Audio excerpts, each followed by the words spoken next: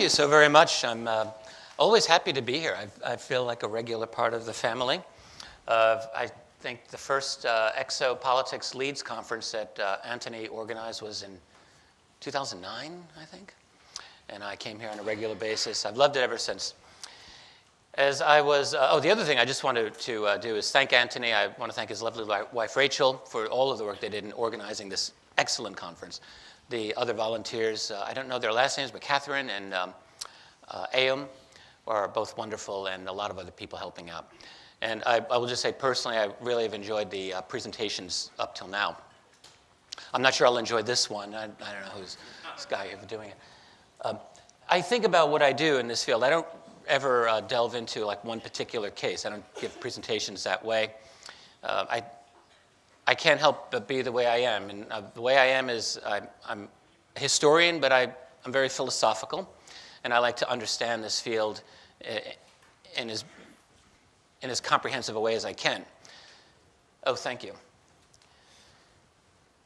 And every year that I do more lectures, I think, what's some of the big themes that I want to talk about this year? And those themes, they always evolve over the course of a year.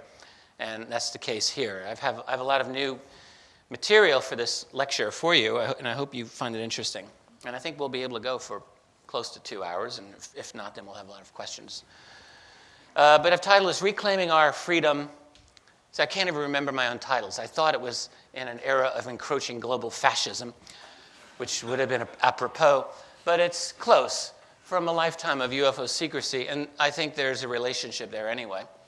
I've argued for years that the fact of UFO secrecy has been one contributor to the kind of runaway black budget culture that has taken over my country, the United States, and I think many other countries. Certainly the UK is under the black budget boot in lots of ways.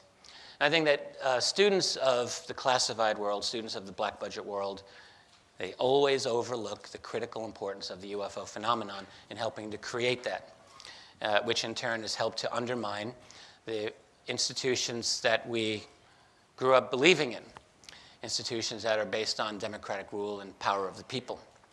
Is that a total facade? Is that a total fiction? Or is there some truth to it? So for today, what I want to do is go through a couple of different stages. We're going to walk our way through a little bit of a journey. And the first part of this journey will be for us to explore what it might have been like to have to make certain decisions when you're faced with this new reality in post-World War II era. So if you're President Harry Truman of the United States and you're faced with the reality, let's say one of your top generals approaches you and says, "Sir, we have recovered technology that's not from here." What do you do? How do you deal with it? This is a picture of Truman with his Secretary of Defense, James Forrestal.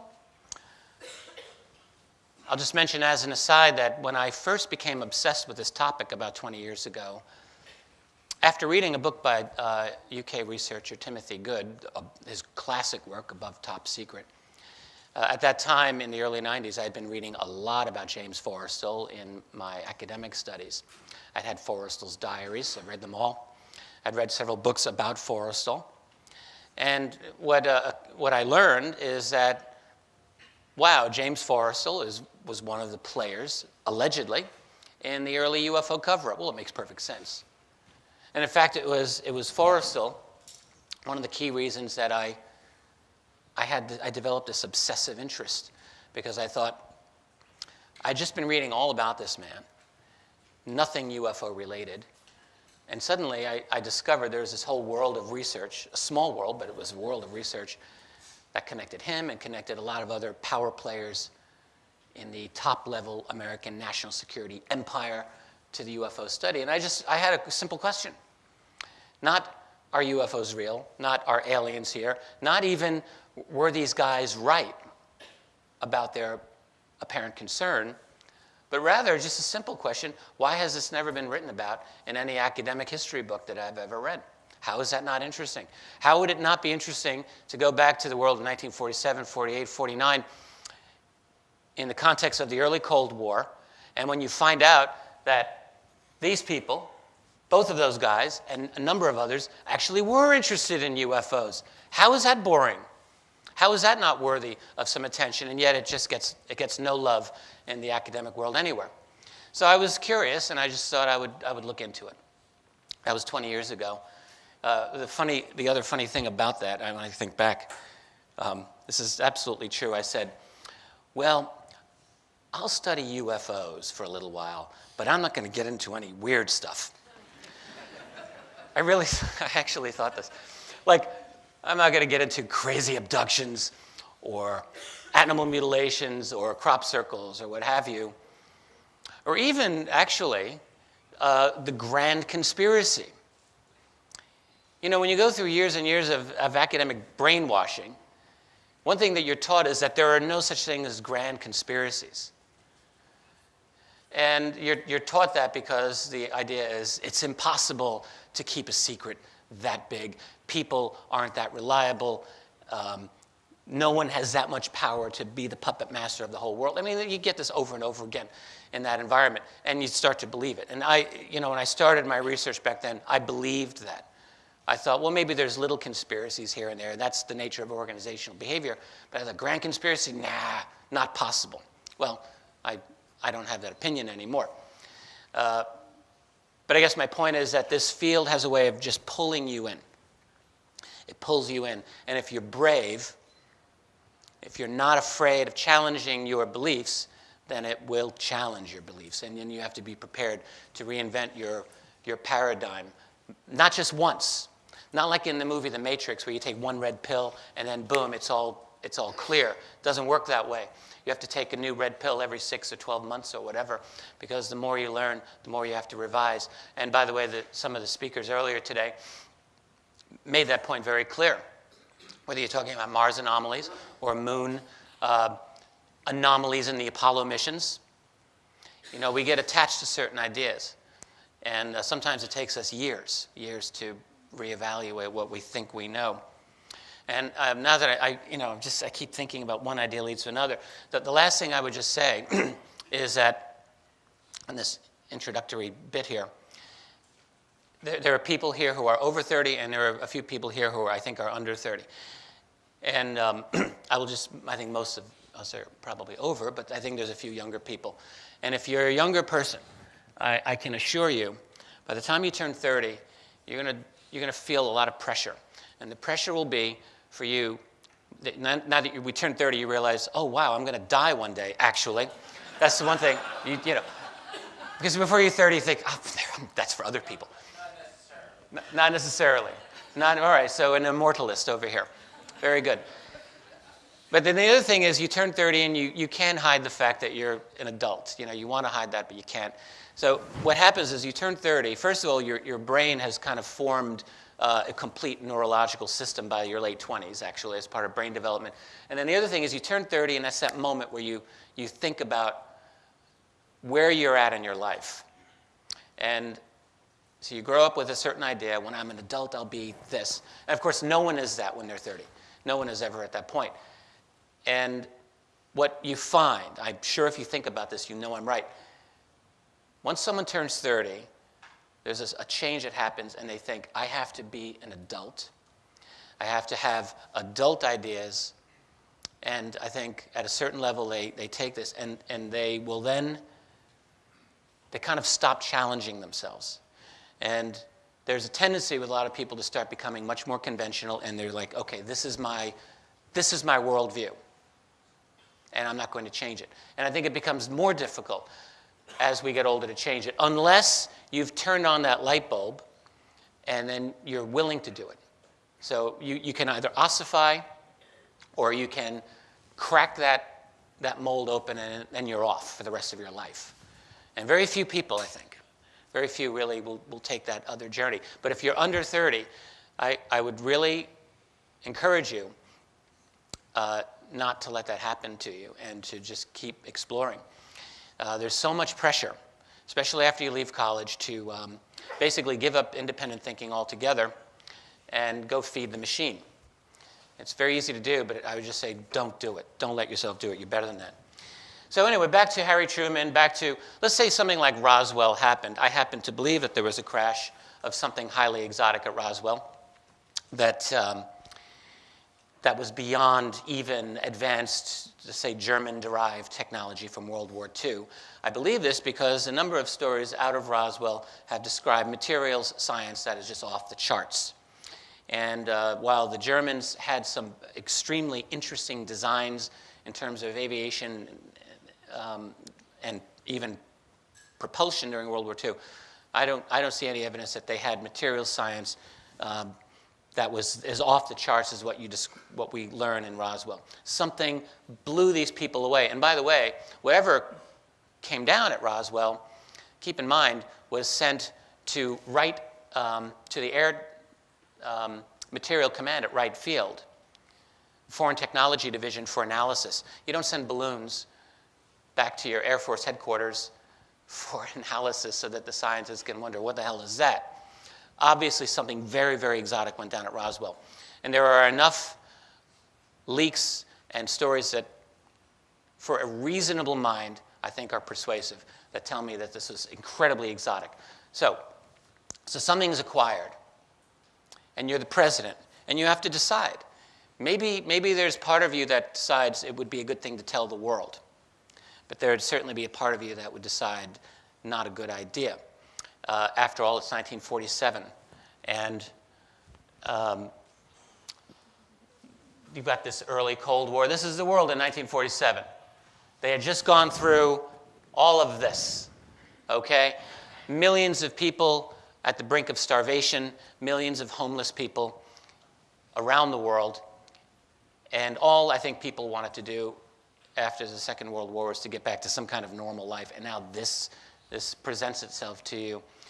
And on top of that, there was a world with this new danger, the atomic war. And in 1947, the United States had a monopoly of atomic technology.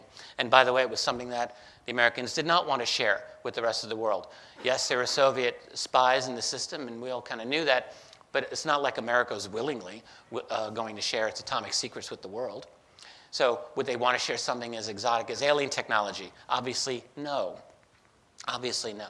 So what would you do? Well, we'll talk about that. The reason it would have to be secret, one reason, is this. A child looking at a maneuvering flying saucer that can zigzag and instantly accelerate and do all of those other things is going to know instinctively it's using something better than petroleum. And so implicit within the UFO phenomenon is a replacement to this infrastructure, which was driving and continues to drive global economic growth, but especially in the 1940s and 50s, oil was where it was at. Global economic growth was over 5% a year, I believe, and it was all funded, it was all powered by oil and the car. The whole Western global infrastructure was based on oil. Everything. All the cities, all the suburbs, all of it dependent on the car, all of it dependent on petroleum. And what if suddenly this new thing is now presented to the world, and whatever the source of power of these objects, it's not oil. So implicit in the solution to the UFO phenomenon is the replacement of the world's largest infrastructure. So that's a problem right there. And in particular, when you know that infrastructure owns your government, which even in 1947, that was obvious. The United States government had been completely under the control of global finance and banking. It had always been that way. And that's founded on oil power. So there's zero incentive to rock the boat, as it were, by telling the world, yeah, this thing is real. And then you've got the whole issue of social control. Let's face it, maybe everyone in this room, or most of the people in this room, might be able to handle the news that there are others that are here. Maybe not even all of us, but you have family members, I have family members. I can tell you for sure I know a lot of family members of my own that would not handle that very well at all. And I'm sure you can think of many. There's a certain number of people who would panic. There's a certain amount of social dissolution that would occur. The people running the global power, global political system, they're well aware of this, I'm sure. And it's just a great unknown. There's a quotation from Air Force Captain Edward Ruppelt.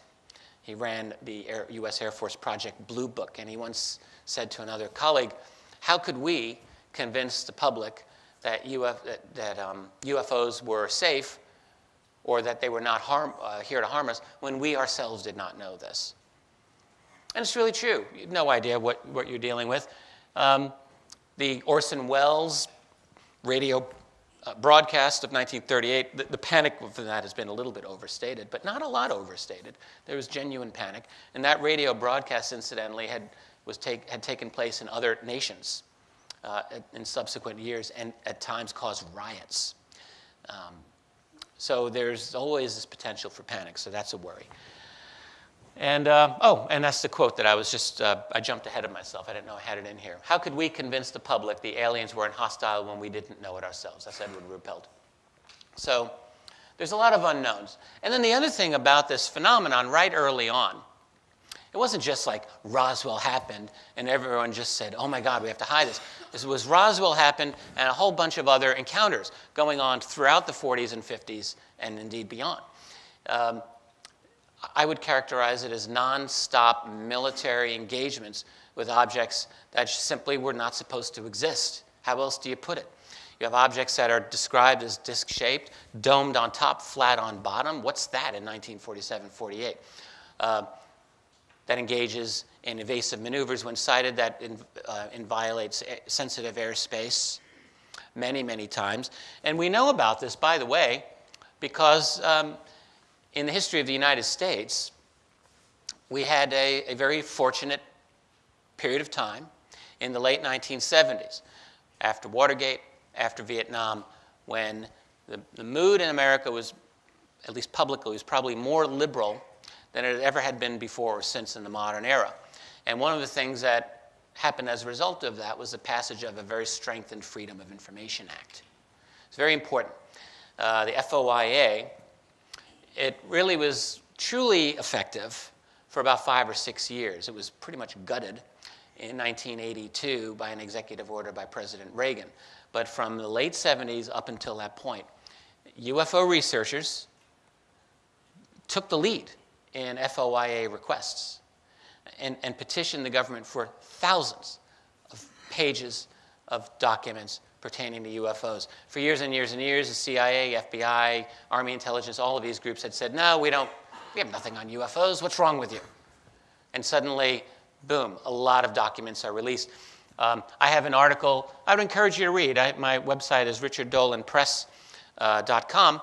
And one article I have up there I wrote a few years ago is 12 government documents that take UFOs seriously.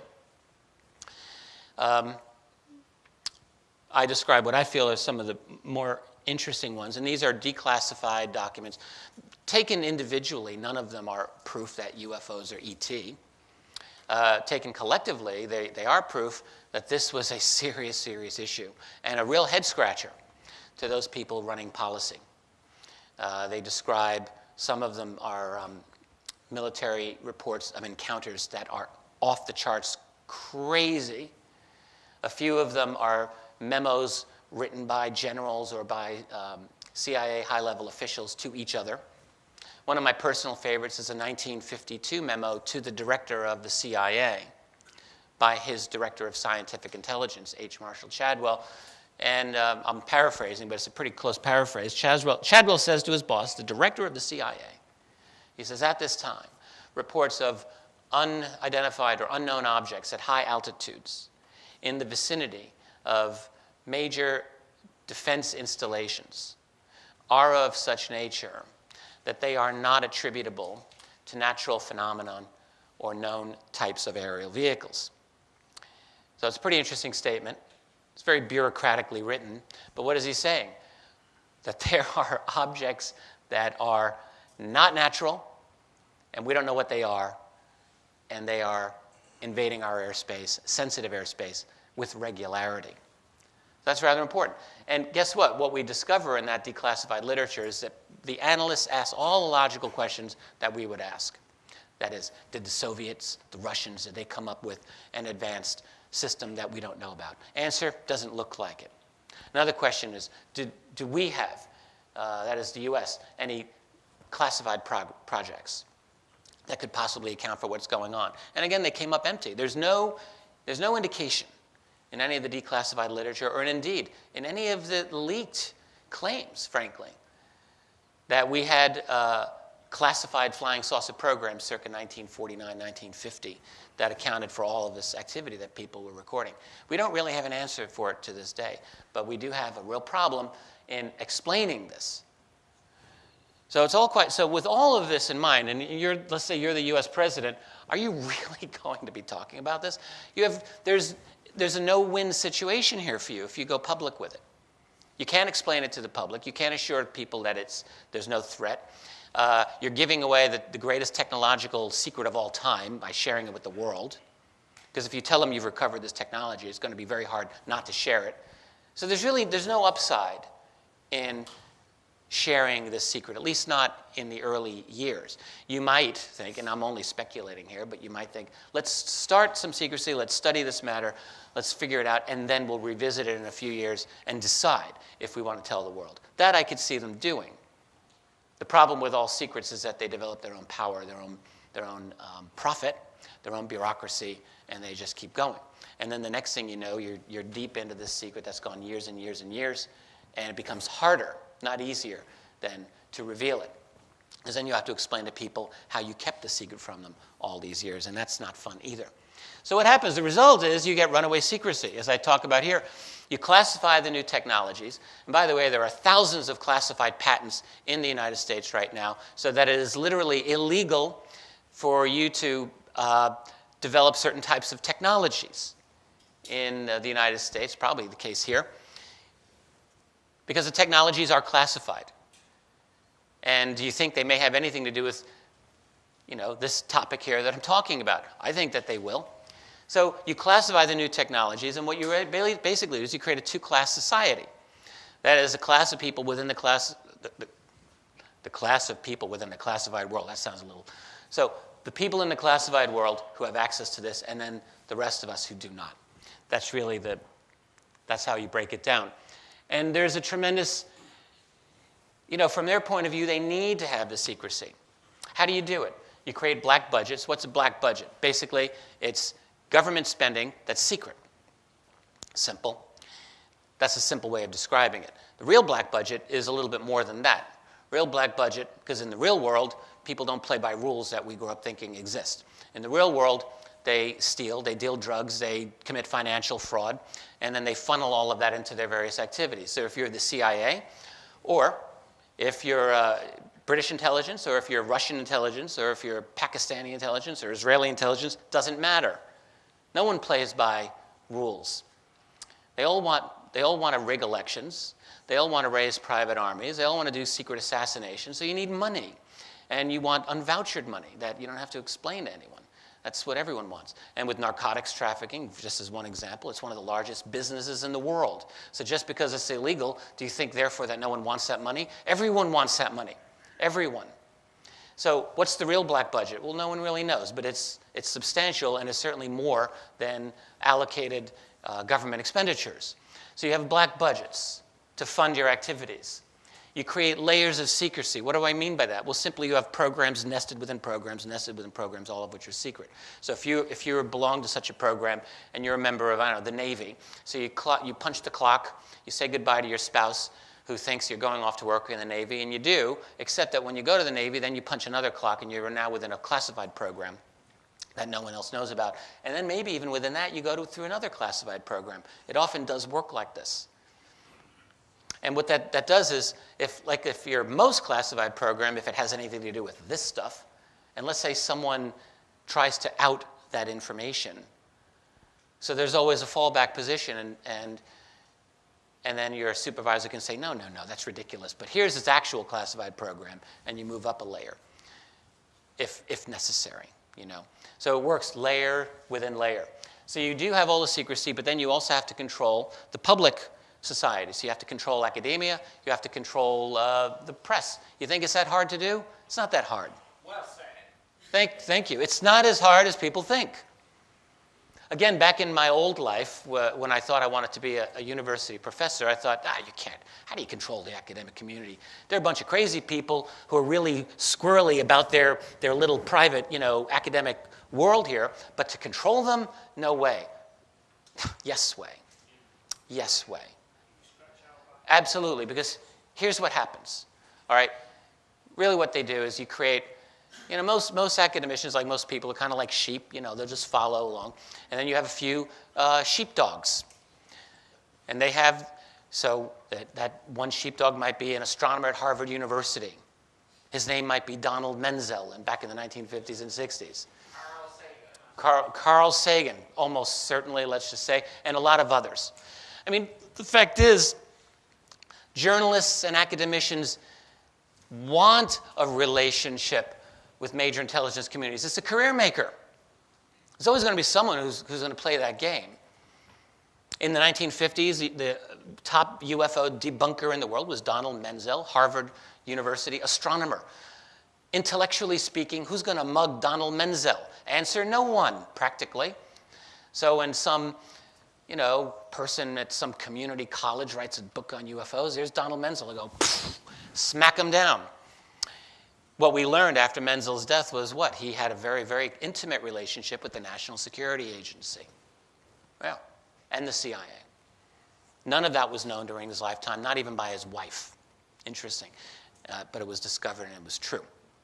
So that's how you do it. You can't control those communities 100%. There's always going to be renegades. But what you can do is if you have the right people positioned in the right places, you really can remarkably control that entire culture, whether it's the academic culture, scientific community, which is all totally controlled through grant funding anyway. So if you don't fund UFO research, no one's going to get into it. It's very simple.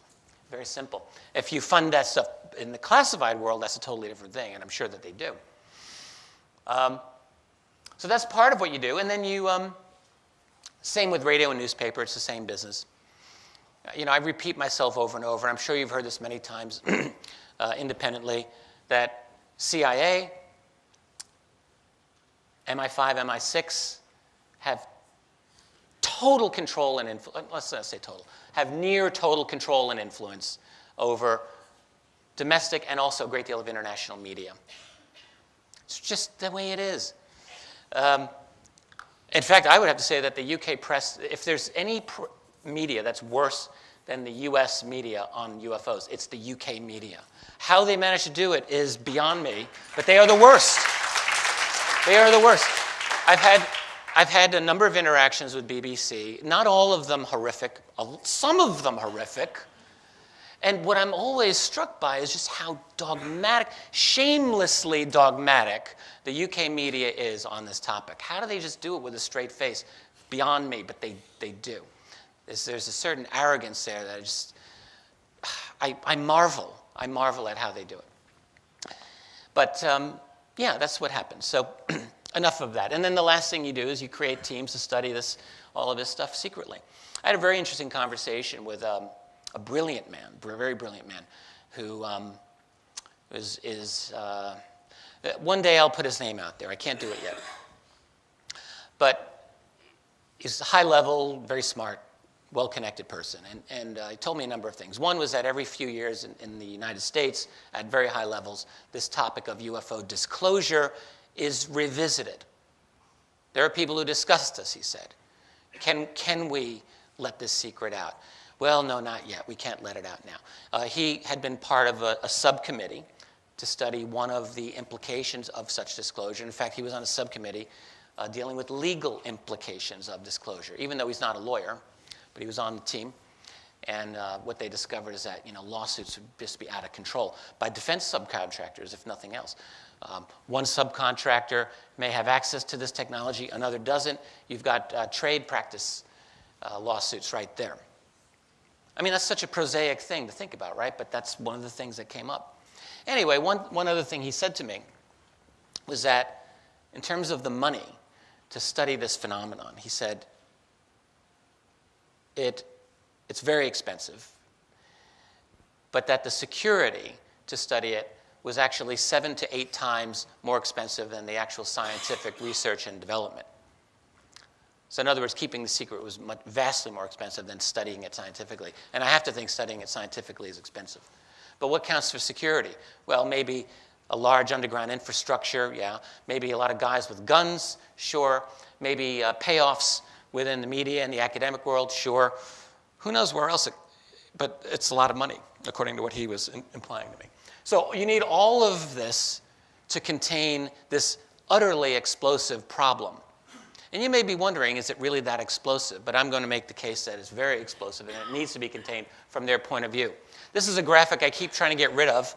I've had it for a number of years, and people say, no, I like the iceberg. So I'm keeping the iceberg just as a graphic reminder that to emphasize, and I think this is really quite accurate, that most of what we know is just a very, very, what we know about almost anything is a very small part and is above the iceberg. And most of the reality of our world is kept secret. No one really knows within the UK government or the US government how much of your government's activity is classified.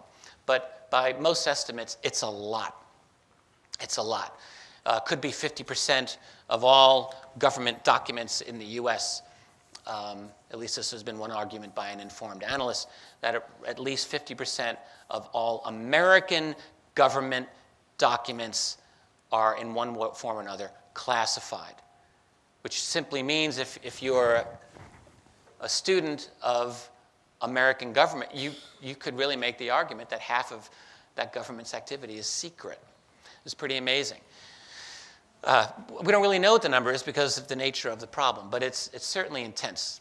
And in terms of what we learn about from the UFO phenomenon, most of what we have is just a very small amount. There's layers and layers of secrecy that go beyond. And so we're at that handicap.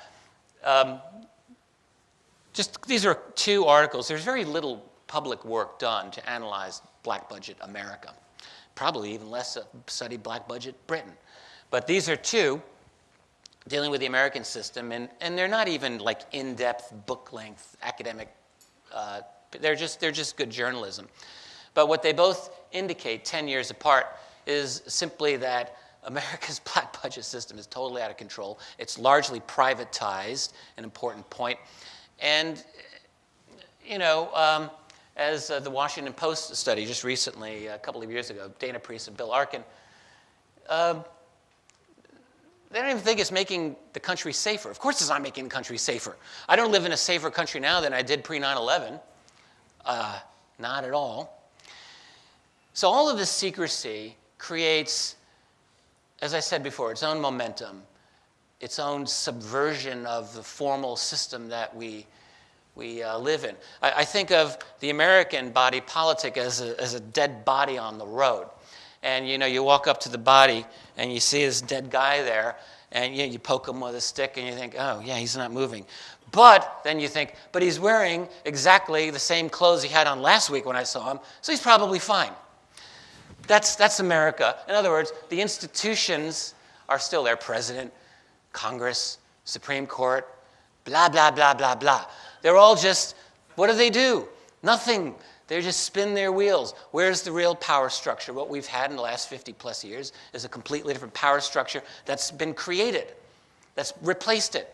That's replaced the power structure of your government as well, and governments around the world. What is that? Well, that's one of the things that I keep trying to figure out. What is the true structure of power in this world? But it's not the formal system anymore. And one of the things that's happened, I believe, this is my own little idea, is this business here. I call this a breakaway civilization. And Elysium. I beg your pardon? Like in the movie Elysium. Yes, right, okay, thank you, yes. And think about what happens if you have access to very, very exotic technology that you can study, for year after year. Obviously, if you get something out of Roswell or Kingman, Arizona, or some other place, 1974, Berwyn Mountains in Wales, where it certainly looks like British military recovered some exotic, possibly non-human technology. So it's happened in different places. So you recover this stuff. You're not going to sit on your hands staring at it. You're going to try to study it. You're going to try to replicate it, right? So after a while, you may have some very nice little breakthroughs. And some of those might be good money makers, and others might be even too good to share with the rest of the world, even as money makers.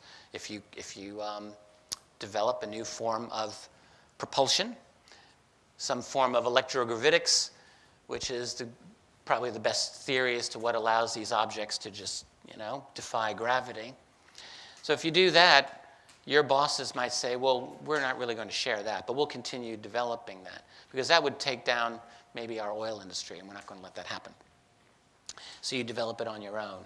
You develop your own flying saucers on your own. Is that what's happened? It's my opinion that that's what's happened, maybe since the 60s. So before you know it, you've developed a very separate infrastructure that cannot be shared with the rest of, us poor slobs who aren't in on the secret. And what that means is by classifying certain technological breakthroughs, you're basically holding the future hostage for the rest of the world, where you yourself run off into the future. I call that a breakaway civilization. In other words, they have broken away from us. And it's not that they all live on Mars in an alternative 3 scenario. I don't really know what they do. I believe that the actions here on Earth, they're down here on Earth. But maybe they're off-world as well. I don't see that as an outrageous idea. So that's what I think is another aspect of the secrecy situation, part of our world. There's the litany of American presidents since World War II, and again, I grew up in a system, or in a belief system as a boy, learning, I was told, that I had a great political system in my country, and we would have elections, and we would decide who's running the country, and if we don't like that person, we vote him out of office the next time, and so on. Well, it doesn't really work that way. In a system like this, I ask, who's really controlling these people? I would argue it's a guy like that. That's David Rockefeller, who arguably is behind putting many of these men into the White House. Many of them, at least from the whole bottom row, almost entirely. Jimmy Carter, that's absolutely the case, where David Rockefeller and Zbigniew Brzezinski basically took Jimmy Carter up out of Georgia and plunked him into the White House. Ronald Reagan, there's a nice, interesting relationship there. George Herbert Walker Bush has never not worked for David Rockefeller. Bill Clinton, they're all part of the same club. They all get picked up. Back in when Clinton was elected president in 1992, I was 30, and I was still kind of figuring my way out in this world, and I voted for Clinton in 92. I'll just admit that right here. He played saxophone. I mean, it was kind of a cool thing. He was all right. And he wasn't Bush, whom I will say I really hated by then. But this is a relevant story. So actually, the election of 1992, I think, is one of the most important American elections of the last 50 years. What you had was Bush, the incumbent. You had Clinton, the Democratic Party challenger. And then you had another guy. I'm sure some of you remember Ross, the boss, Perot, with those big ears and that Texas accent. And he had a message, because it was all about globalization. It was all about NAFTA. And NAFTA was the big thing at that time. Ross Perot would say, people, that great big sucking sound you hear, that's the sound of American jobs going down to Mexico. And Americans were listening to Ross Perot. Oh, yes, they were. And what's amazing, it's absolutely amazing, is that by the early summer of 1992, you had a situation in the U.S. where a third-party candidate was ahead of the 2 major party candidates in the polls. Ross Perot was ready to just throw NAFTA right under the bus. It was going to happen. And then what happened? Ross Perot, out of nowhere, says, I'm out of the race. I'm out. A week or two after that, he starts hinting darkly that he was threatened, that his daughter was threatened.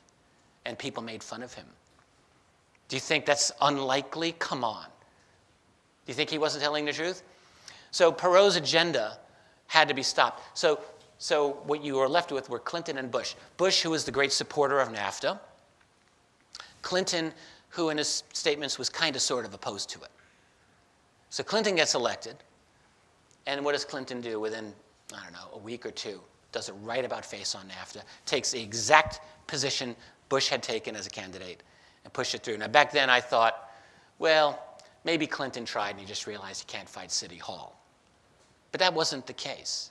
Because what we learned is that in 1991, Bill Clinton attended the annual Bilderberg meeting, which is David Rockefeller's basically little headquarters. You do not, and then he got his nomination. So Clinton was clearly on the team. And that's how so the way that the election worked, you have one guy who pretends to take one position, one guy who takes another position, and that's your choice when they're actually the same position. That's a long digression, but you get what I'm saying. Who's in control? It's not these guys. It's guys like David Rockefeller, who I think, is he's like 97 years old. He's got to be taking some magic potion to stay alive. Maybe a breakaway civilization potion, I don't know. But he's probably not running things anymore. I'm sure the people around him, it's all part of the same nexus. It doesn't really matter. So what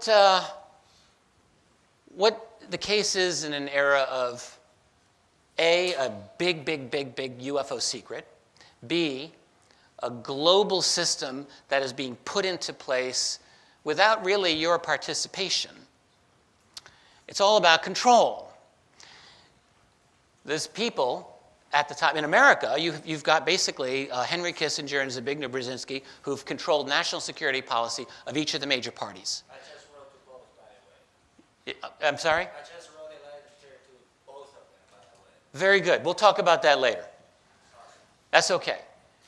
Republican Party national security policy is Kissinger. Democratic Party national security policy is Brzezinski. But they both work for David Rockefeller. That's the fact. So really, it's all the same. It's always been the same. It's all about control. I just finally, after years and years, started reading Carroll Quigley's Mondo classic, Tragedy and Hope. Quigley was Bill Clinton's professor and mentor at Georgetown University. Quigley had access to, unusual access, to papers, secret papers of the Council on Foreign Relations. And as a result of that, was able to put together a massive history from that point of view, the point of view of global elites and their mission to create basically a global system of government. And it's pretty upfront about it. What it's about, yeah, it's about planning your economic future. What do I write here? Forget upward mobility. There's free market, I don't really think exists anymore. That's gone. That's gone. It's gone in my country. It's gone here. Maybe you can find a way to make your own money doing, I don't know, the modern day equivalent of,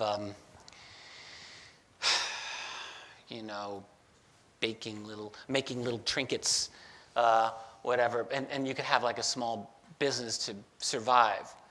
But basically, no, your future is to be managed and controlled. And if you doubt me, I don't think you doubt me. Here's a quotation from about 100 years ago. The plan's always been there. This is Woodrow Wilson. I'm going to read it. He says, "We want one class of persons to have a liberal education, and we want another class of persons, a very much larger class of necessity in every society, to forego the privilege of a liberal education and fit themselves to perform specific, difficult, manual tasks."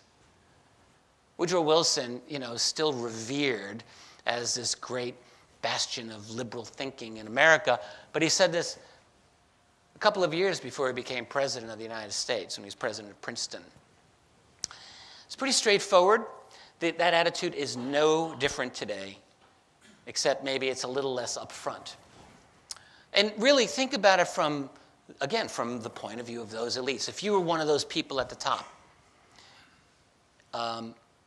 you're looking at the great masses of society, and you think, we can't have a society filled with philosopher PhDs. My goodness, no one will listen to us. They'll want to do their own thing. Who's going to work at Walmart? Who's going to drive taxi cabs? Well, PhDs actually do drive taxi cabs, don't they? But who's going to do all of the boring, mindless jobs that we have to bang them over the head with every day of their life? How are they going to accept that if they're well-educated, if they're free-thinking people? So from that point of view, yeah, it does make sense. But from your point of view, you don't have to put up with that. And I think that there's got to be a better way than this. I firmly believe it. And I also am going to argue in a moment that we are on the cusp, maybe, of creating a new system that will, I don't want to sound like a utopian here, but that may allow us a greater measure of freedom than we've had before. We'll see. It's more than about control. It's about money, obviously. One of my favorite books of the last couple of decades is John Perkins' Confessions of an Economic Hitman. It's a great book, and I think every college student, every citizen, every person should be familiar with what he talks about here. Certainly anyone who studies political science. I don't really think they read this book. Perkins was a guy who spent his life basically working for big finance, robbing nations. He was like a pirate. And what he describes is this is how the world works. The International Monetary Fund and U.S. financial power essentially will loan monies to developing nations, which they know the developing nations can never, ever pay back. It's impossible.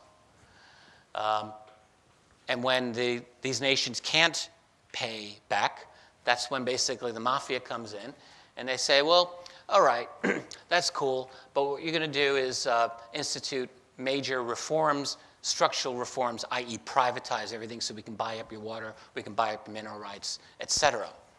And usually the nations will knuckle under, and if they don't, like Saddam Hussein in 1990, 91, then they get suckered into and taken over in different ways.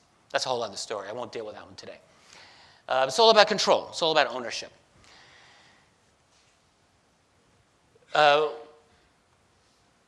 We've all lived through this era, the era of the death of nations. It doesn't really get acknowledged, But I think we all realize that decisions affecting your life are more likely nowadays to be made in some corporate boardroom on the other side of the world than by your parliament or by your elected government officials. So again, the question is, who's really in charge? We've had, I call it a transnational revolution, really from maybe the mid-1980s, perhaps you might say, is when it kind of really took off with the development of internet, the collapse of the Soviet Union. If you look from like 1985 to like 1995, that 10-year period, you really can see this massive transition. And it wasn't complete by 1995, but I would suggest that was really when this whole system, the old system really did truly die off, and this new system was born. And we're still kind of dealing with it, but the problem is most people do not have the what I would call the conceptual tools to understand what's happened, because no one's bothered educating people on this structure of power. It's more likely that you would know how your local sports team is going to be doing for the coming year. And it's the same in America, of course. People talk, I'm a baseball fan. I grew up liking Major League Baseball. I used to follow it when I was younger, and I would know every nuance of the upcoming schedule and my teams. We just throw ourselves into these things, but in the structure of power, no. And, understanding the modern structure of power, I don't think is a lot more complicated, frankly, than studying your local sports team. Not a lot. I found this on, someone put this on my Facebook page a few months ago, and I thought, this is really awesome. I don't know if this is really the best way to characterize things, but maybe it's a good way. In other words, feudalism then and now. Back in the medieval times, you have the monarchs. Actually, bankers were pretty much at the top then, too. But we'll just let that go. And now central bankers. And look, the thing here is the numbers. So the top 0.00001%, 0.001, 0.35. So basically, all of the power is up here, and 98.5% of the people, as everyone else, and we're basically on this bottom rung probably, at least some of us. I kind of like that. And this is about right. One of the things that I've always been fixated on is who owns what. Hard to find out, by the way, who owns what. But what we do know is that if this room were a country, let's say all of this room was, let's say, the whole population of the United States. Probably the same with the UK. I don't know the numbers for the UK.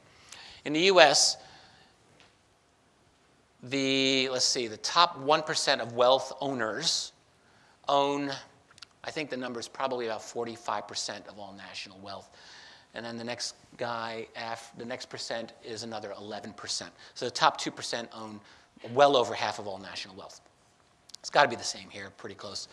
And so this is a graphic representation of that wealth breakdown. And one thing that you would ask yourself is in a society like that, you have elections every 4 years. So the question is, what gets discussed? I mean, it's that point top of the 1% that obviously has the interest in manipulating the political institutions and all the other institutions that make that society go. And they will set the agenda, of course. So you're not going to talk about who owns what. You'll talk about, in my country, gay rights, again, abortion, whatever. I mean, issues that, on their own intrinsic merits, sure, we can talk about them, but they just dominate. They dominate national discussion. And although, actually, I think gay rights is probably done now, it's amazing, by the way, just how in the space of 1 decade, there's been this major sea change in public opinion, really globally, certainly in the US. It's been amazing to behold this.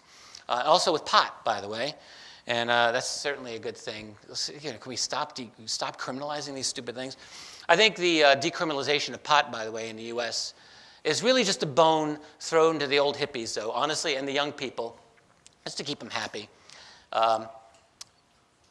In the face of all the other things that the U.S. is doing, it's spying on your emails. You may not have all of your 2005 emails, but the NSA does, and if you maybe want to get your old emails, you might knock on their door at their multi-billion-dollar data collection center in Utah and ask, and hey, who knows, maybe they'll say, here you go, or maybe they'll say, take a hike, you don't have a need to know. So in the face of all of that, so they allow, pot to be a little more legal. All right, cool. I don't really think it changes any of the fundamentals, but it's a good thing. So all of that, and then, of course, you turn on your television, and this is like what you can see. Really. It's a barrage of bullshit. Really. It's a barrage of bullshit. But now you see why it's necessary. It is necessary from their point of view. They have to distract you. They have to confuse you because you have to be content really in your mental slavery. That's what it's all about. And the problem is that you're a thinking, reasoning human being, and even if you don't have the time to do the research, you turn this on and there's something wrong here. There's got to be something more to life. There's got to be something more to culture than this. The problem that most people have, unfortunately, is that they work these long hours. You work your 40, 50 hours a week. You come home, you're dead dog tired. You have your beer. You talk with your people. You watch your television, and you just want to laugh. And there's nothing wrong with that because you're entitled to relax a little bit. And who's got time, really, to fight the machine?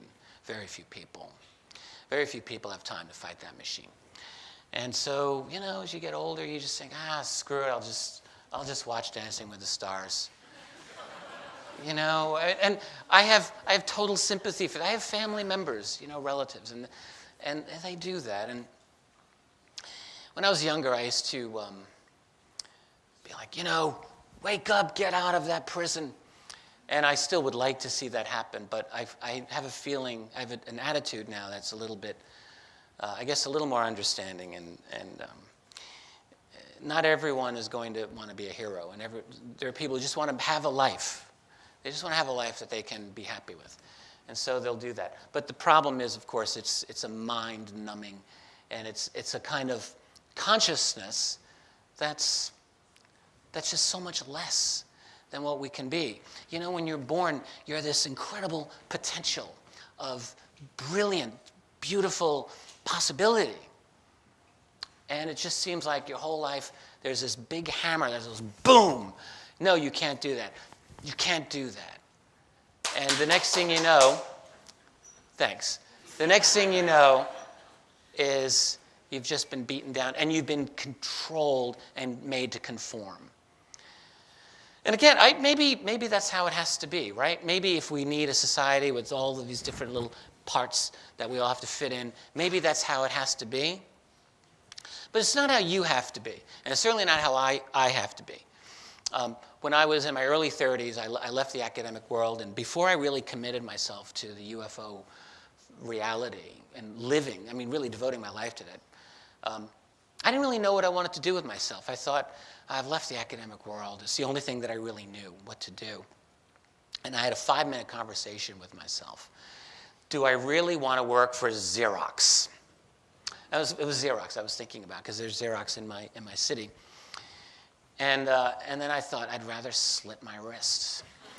And it's not that other people can't do it, but I could not. I could not allow myself. There truly was a voice inside me that said, you must never do this. You cannot do this. And I don't know what that was, but I had to trust it. So we're all different. But you do not have to conform to that system. So, because that's all it's designed to do. It's just designed to keep you complacent. So if you don't do that, then maybe you want to become this.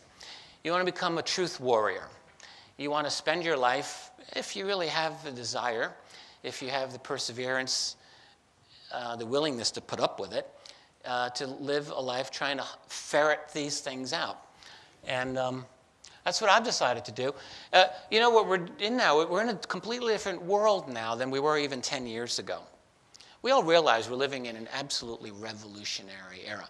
I mean, these guys here, Snowden and Anonymous and Julian Assange and others, we didn't know about them 10 years ago. They couldn't really quite exist 10 years ago the way they do now, because we didn't have the global infrastructure able to accommodate organizations like WikiLeaks. We didn't really have it in place. But once that infrastructure became in place, then almost as if by magic, WikiLeaks appeared. Anonymous appeared. All of these leaks happen, and they're never going away. You try to eliminate one, it's like the ancient Hydra. You cut off one head, and 2 will come into its place. I really believe this is the case now. This is never going to go away. This whole world, this battle, and this is the battle, all right? The new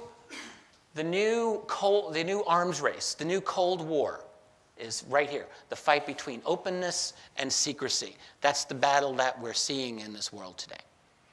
Because all of these technological developments that allow leaks to occur are also the same technological developments that will allow for greater surveillance and control. And so what we're seeing is this dance between those who would control and surveil you 24/7, and soon, who knows, they'll want to chip you and just have the ability through advanced artificially intelligent computer systems and algorithms. Probably they don't even need people to monitor you. They just have the algorithms monitor you. Between that and the creativity and desire of ordinary people to escape that. And that's the battle for our time. So in order for us to do the latter, to live a life that has some semblance of this thing called freedom, I have a few ideas that I've been thinking about. On a general level, we don't want to lose our heads. We need to be passionate about things, but we have to be reasoned, we have to be focused, we have to be pragmatic, we have to be brave. That's just general. We're all on Facebook, I think, probably, just about. And I don't know about you, but on my Facebook wall, I have a cool Facebook wall, by the way. I got a lot of really great people there. and they come to my wall and they put news articles up there. And what happens is with that and with any other social media is you find that there are many, many people who get really worked up over a lot of things that not necessarily are worth getting worked up over. There's a lot of false news stories out there. There's a lot of disinformation out there. There's a lot of rumors that constantly appear. In the alternative community, I guess that's what we are. There's truths that we need to uncover, but there's a lot of untruths that are posing as truths. So what I often will just say to people is, when a new terrifying prediction comes to your desktop and you want to share it with your friends on Facebook, before you do any of that, ask yourself a couple of questions. Who is the author of the piece? Do you know who this is, or is this an anonymous person that you've never heard of before? And can you identify an agenda, a reason that they are doing this? That's one question. That doesn't necessarily invalidate it, but you want to know these things. Is the message trying to get you to do anything? Okay? Might it be trying to get you to do? Can this information be confirmed by outside investigators? Has it been confirmed by outside investigators? Or is it unverifiable unverifiable inside sources? You hear this a lot in the UFO field and in the kind of connected fields where certain researchers will say, well, I have this really great source that tells me that on such and such a date, this thing's going to happen. President Obama will disclose the truth of UFOs. I used to hear that one a lot. None of this is confirmable. It's just more and more talk. One thing that I've often recommended for people to do is just to become better researchers. For example, a piece of news comes along your way. Google search engine is very powerful, and it can do a couple of things that I think a lot of people don't utilize enough. One is you can search an item by date. So in other words, a particular claim, let us say. So you take that claim, you put it into the Google search bar, and then you go to the advanced tools, and you can search by date. And it'll allow you to go to a calendar, and you can actually look for that in 2008, in 2007, 2006, 2005, and you can literally find the first instance in which a particular claim appeared on the web, going back more than 20 years now. It's an incredibly effective tool. And by seeing the first instance of any claim, that's a very big help in determining whether it's legit or not. It's a help. It doesn't solve it, but it's just a tool for you. Another tool, by the way, is the reverse image search. If you don't know what this is an incredibly useful thing. So, on my Facebook messages a couple of weeks ago, I was like one of 90 recipients, and this guy was doing ancient archaeology and giant skeletons. And he put in on this a giant skeleton with one eye socket. And I'm like, dude, what are you doing here? And I knew it was fake. I took 10 minutes out. I downloaded the image, and then I go to Google image search, and I drag the JPEG into the bar. And what that will do is it will then do a search on the image. And it will show you every single example of that image on the web that it can find. Yeah. And then you can search those by date. It gets even better. So you can actually find. So that particular image I discovered was part of a 2008 Photoshop competition. And then some ding-dong said, oh, yeah, this is proof of giant one-eyed creatures. And they put it on a site, and it was then on over 700 websites. This is what people do, So I wrote this all out. It took me 10 minutes to figure this out. And I go on this list, and I say, look, buddy, this is a fake picture, okay? And his answer, this was so disheartening. It wasn't, oh, wow, am I embarrassed? He said, well, Mr. Dolan, since you're the expert, I suppose I will, accept your opinion. And I'm thinking, no, you got the whole thing wrong. Don't accept my opinion because I'm some stupid expert. Accept what I just did, which is I did the work that you yourself should have done. It took 10 minutes. So in other words, what I'm saying with this is let's use some critical thinking skills, and we can keep our heads. Because we've moved into an era where it is so easy for us to be deceived, to be fooled. And frankly, we have tools at our disposal that we're not using enough. And there's just other types of questions that we should always ask ourselves. Are there other ways of interpreting the same information? You know, with every UFO case that I've studied, I have tried to become very, very familiar with what the hardcore skeptics have to say about a particular case. Doesn't mean I agree with them, but I want to know what they say. Sometimes they're right. A lot of times they're right. And only fools rush into one side of an argument and never look at what the other guy says. So ultimately, I try to encourage people, never jump to immediate conclusions. Don't panic. Take your time with a claim. Take a breath. And the world will be here when you're done analyzing it. So critical thinking. Another thing is, to retain our freedom, is to what extent you can opt out of the system. What do I mean by that? This is not like Timothy Leary, turn on, tune in, drop out, take your drugs. No. But I will tell you this, I think all of these things I have done. One thing, you don't have to homeschool your kids, but I'll tell you, I did it. I have two teenagers. They're now 17 and 15. I homeschooled.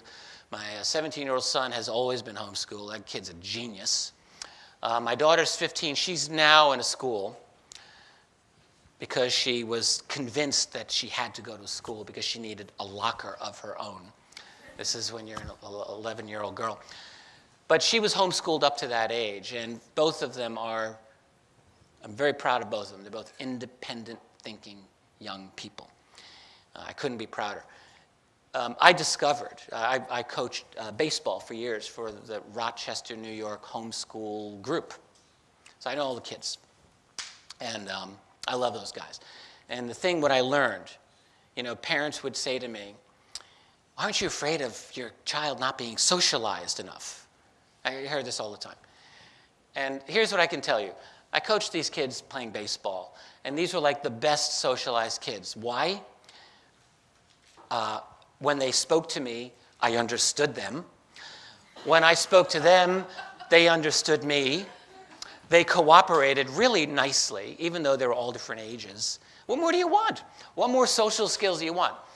So my son's skills in knowing the latest NBA All-Star were a little lacking. I don't think my son could tell you who LeBron James is. So poor Michael Dolan. The right kind of socialization skills, I think all of these kids were really getting. So I'm totally into it. And it promotes an independent attitude. So I'm a supporter of homeschooling. That's just me. Avoiding corporate culture in whatever way you can, promoting an independent attitude.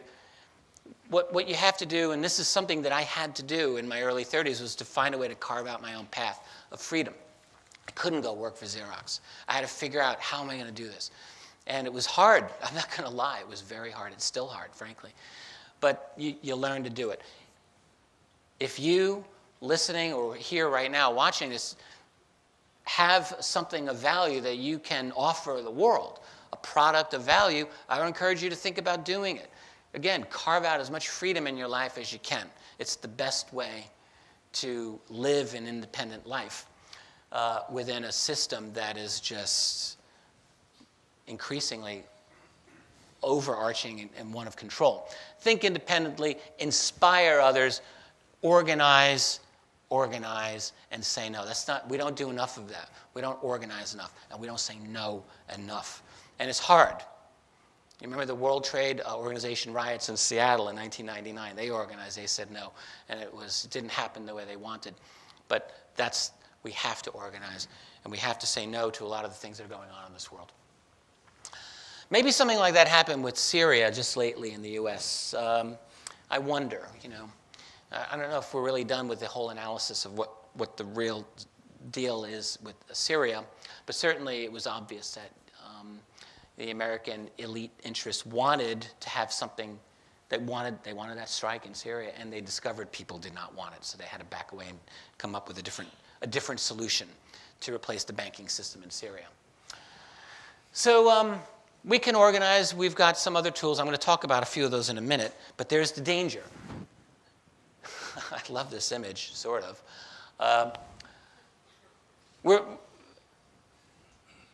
Look at things like contemporary entertainment culture, which is just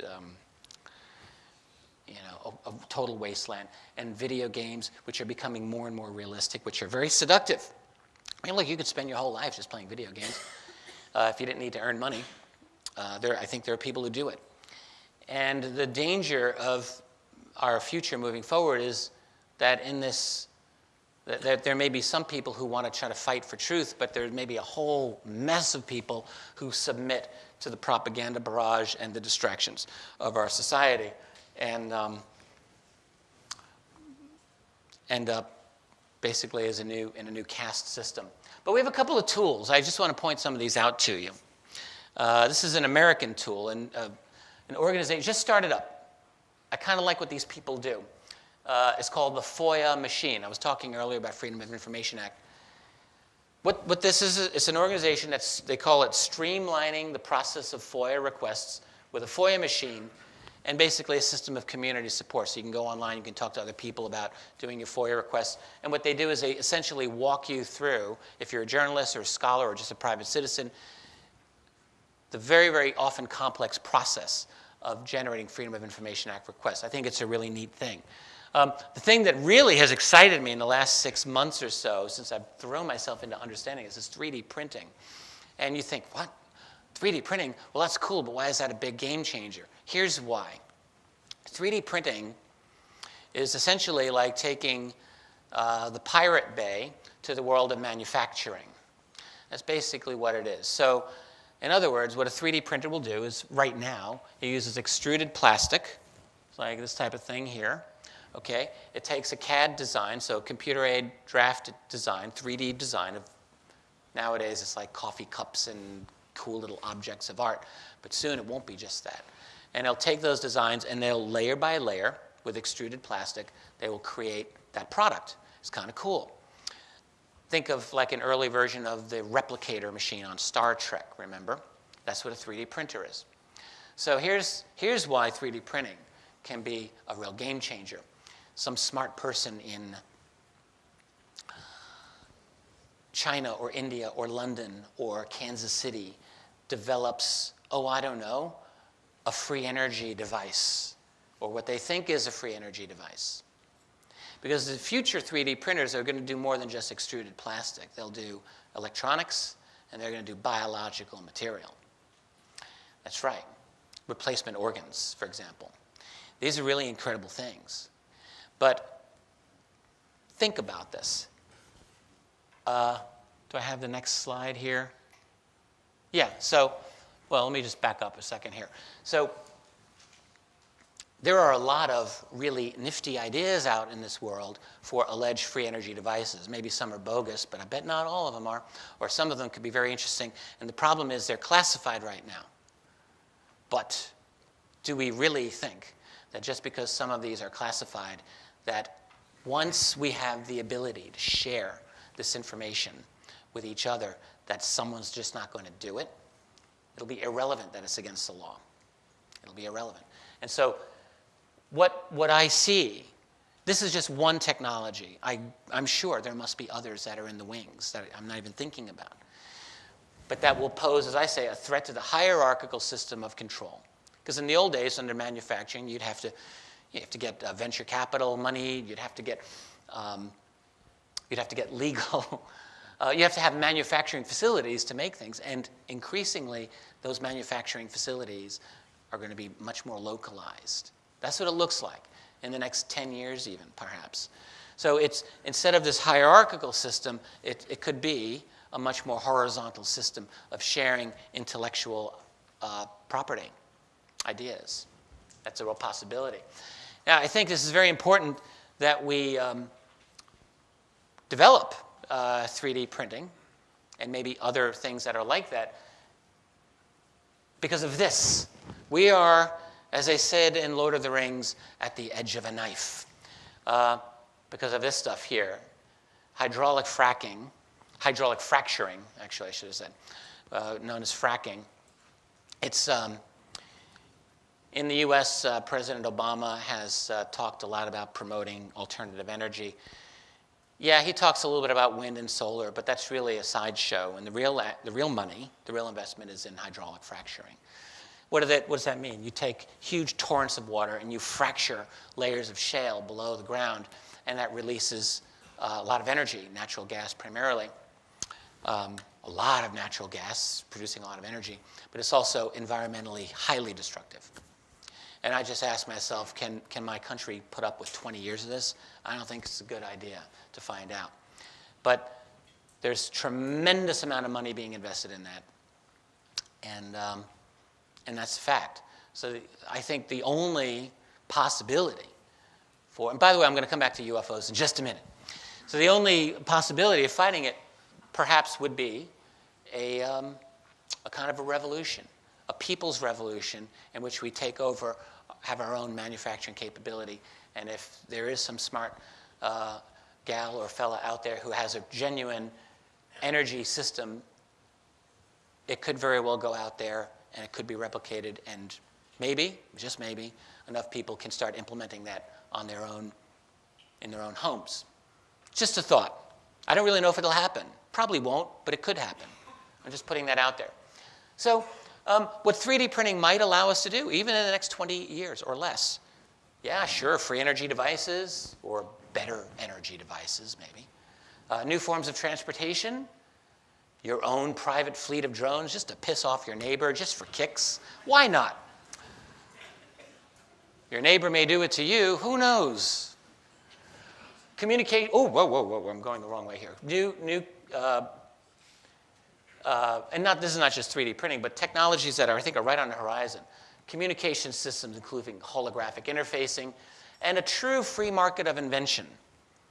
I see this as happening. I think it really can happen. It'll be a free market that's in violation of copyright laws and intellectual property right laws, but that never stopped people from innovating. So that's what's going to happen. So again, that's the war. That's the war that we're fighting right now. It's going to go for at least another generation, maybe more, and it's it's going to determine what's the structure of this world that we're creating. It's not, do we want a globalist world? That's happening. That's happened. The question is, will this globalist world look like fascism, or will it look a little bit like freedom? That's the question we have to ask ourselves. We're not going to get out of globalization. The question is, how much control will people have over the process? I don't really see any other way. So will it be one that's hierarchical, financial, and control-based, or will it be one that's horizontal, shared resources, and freedom-based? It's crazy how I myself have gone through my own changes here in the last few years, because a few years ago, I wasn't thinking along these lines. I thought, not possible. But I think it's possible now. So that's our battle. And oh yeah, the ultimate tool, let's not forget, the singularity. Never heard of the singularity? Allow me to explain. You probably have. The singularity is an event that experts in artificial intelligence believe is likely to happen. It'll be a point where computing intelligence matches and then exceeds our own native human intelligence. Think it's impossible? They don't think it's impossible. There's a lot of, and I tell people, if you think UFOs are really wacky, read some good books on the future of AI written by people who are much more mainstream than I am, and who actually also get a lot of grant money to do what they do. They're all basically singing the same song, which is that in another generation or so, your computer will be talking to you, telling you it's a conscious being. And you're likely to believe that claim. Except your computer won't need sleep, and your computer will have an IQ of probably, 500 or more. Who knows? Well, I think this is beyond anything that Star Trek actually ever conceived of in any of those episodes. In other words, as Ray Kurzweil, AI guru extraordinaire, once said, a godlike level of intelligence. Is that really going to be the case? Don't know. Is it possible that a singularity might not truly happen, but that we'll have very, very advanced computer intelligence that will still be under some nominal human control? Is that possible? Maybe. I don't really know if anyone has the answers. But I am saying that we're moving into an era very soon where computing power is, we're just going off this charts exponentially. And all of us, are developing a tremendous amount more ability to ferret out and to find and communicate the truth. So I'm just saying that within that environment, we have some tools available. Now, it's also possible that these same tools will be used by those other people at the top to control us ever more. That's the battle. So now let me switch gears a little bit. I have no idea how much time. Is that clock accurate? So it's 4. I've got about 25 minutes. I thought, gee, I hope I have enough time for 2 hours, and now I'm hoping that I can finish it within the next half hour or so. I think that we are, I'm going to talk a little bit about disclosure, something that remains near and dear to my heart. You know, it wasn't always that case. I didn't really think much about the idea of disclosure or exopolitics for the longest time. As a historian and researcher, I just focused on the past, I suppose, and understanding the nature of what I felt was the cover-up. But I'm in the disclosure discussion nowadays, and I don't mind. I think that disclosure, let's call it that, that is an acknowledgement by some important political power, an admission, that this phenomenon that we call UFOs is real and represents something that's not from our civilization. I mean, to me, I think that's a fundamental disclosure. And will that ever happen? Some people ask, is that even important? I think it's important. There are people who say, well, it doesn't really matter what the government thinks. It's, we can bypass them. Yeah, sort of. But I'm not willing to give up the idea that my government is supposed to be answerable to me. I mean, I'm a citizen, and I'm not really prepared to give that up. I mean, I realize that the wheels don't really respond to me. I realize that when I'm hitting the brakes, it's really not braking, and when I'm trying to turn left, it's not turning left. But it's supposed to, and I'm not giving up on that idea. So the idea of disclosure by a government still matters, because ruled by the people, government of the people, and by the people, and for the people, statement from my hero, Abraham Lincoln, still matters to me. Still matters. So anyway, I think disclosure is going to happen. I don't say it's going to happen voluntarily. I think it will happen forced. I think it'll be a forced issue. But I think it'll happen nonetheless. And I think it's going to create a real firestorm. This is a real big theme of my book, AD After Disclosure, which I co-authored with Bryce Zabel. People often will say, well, it's getting even a disclosure on UFOs is impossible, Richard. I mean, we've had this secret now for decades. What makes you think that it's going to be any different now? Fair question. One thing I would just say is the past is not the future, my friends. We're in a very, very different era. 2013 is not like even 2003, and it's certainly not like 1993 or 1973. We have reinvented our whole civilization, and we're on a path. We're on a path in which things are changing very rapidly. And I don't know the exact mechanism by which this change will be made. Will it be a WikiLeaks type of event? Real possibility. Just 2 years ago, we heard in the news that WikiLeaks had UFO data. In fact, one senior person in WikiLeaks described it as, I think, a nuclear bomb version of UFO data, like really important.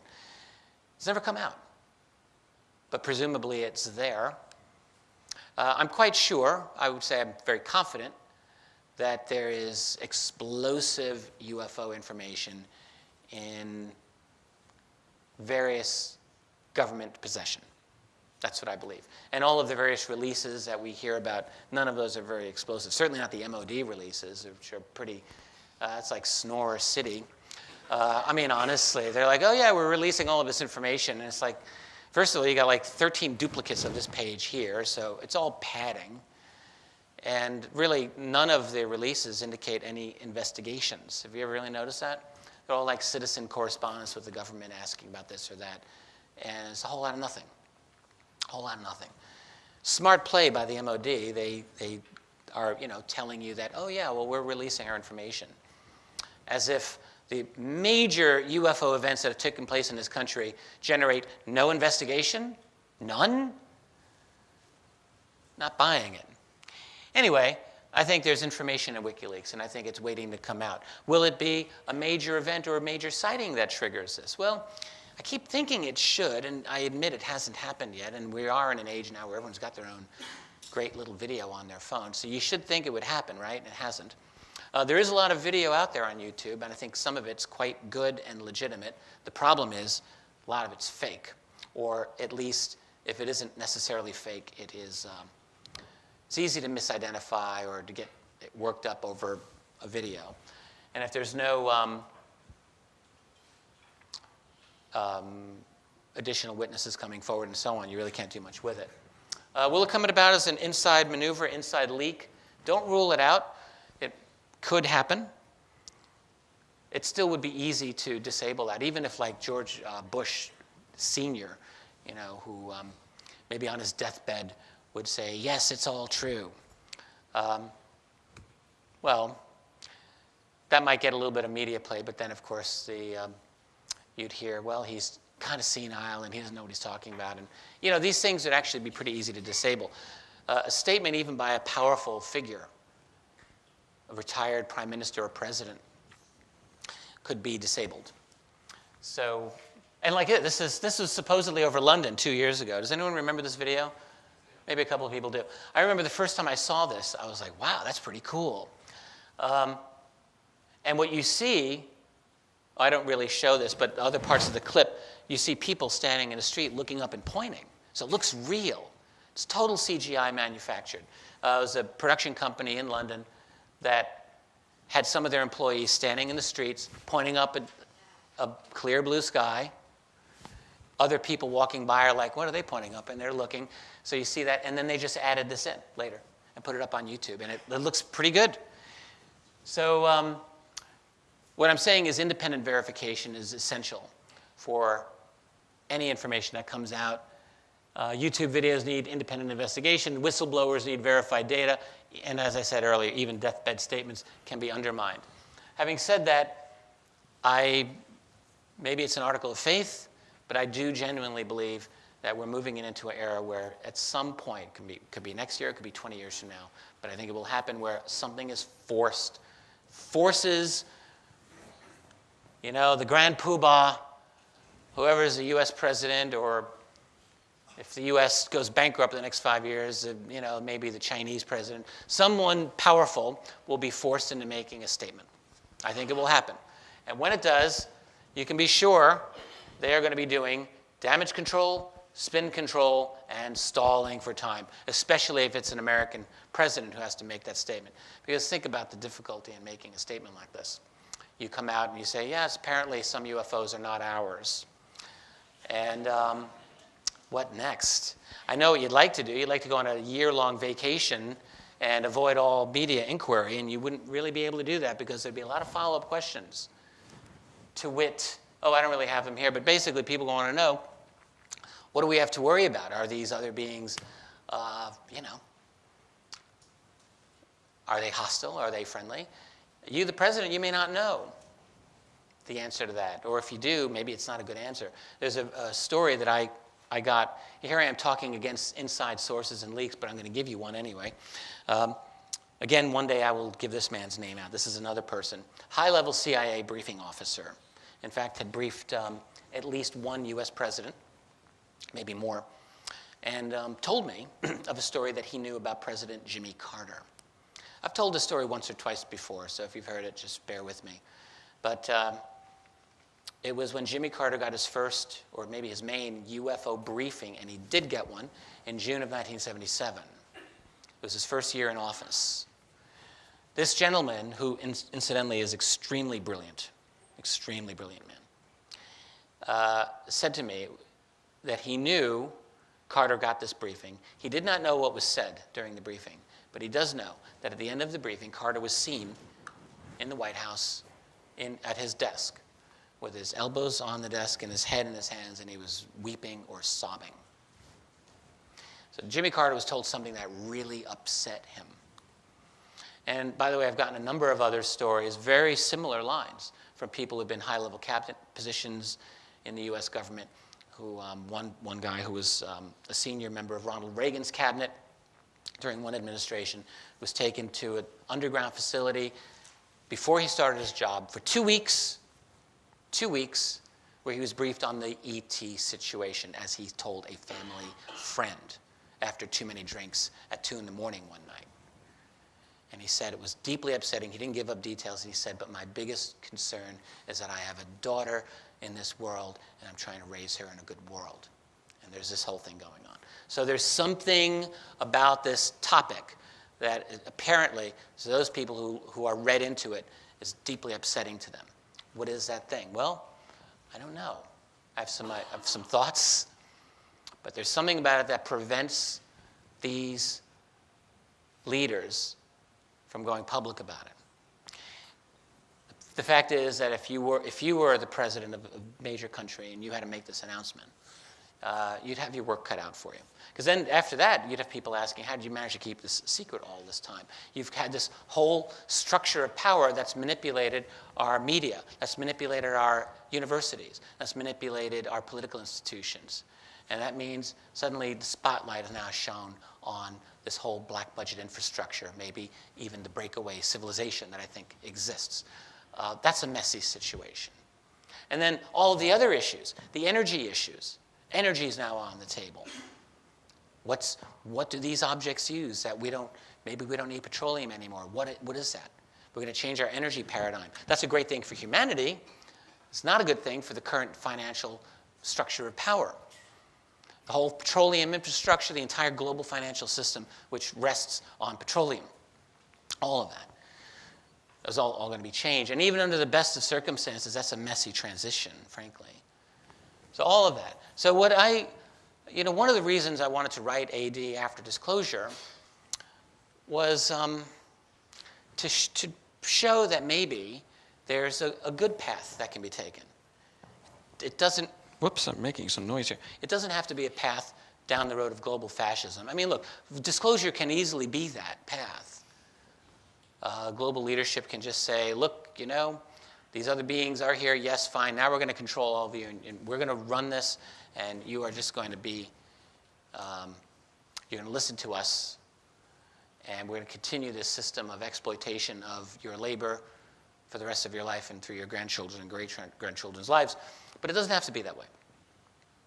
And it seems to me that there's going to be a great amount of public power globally to expose this world right here,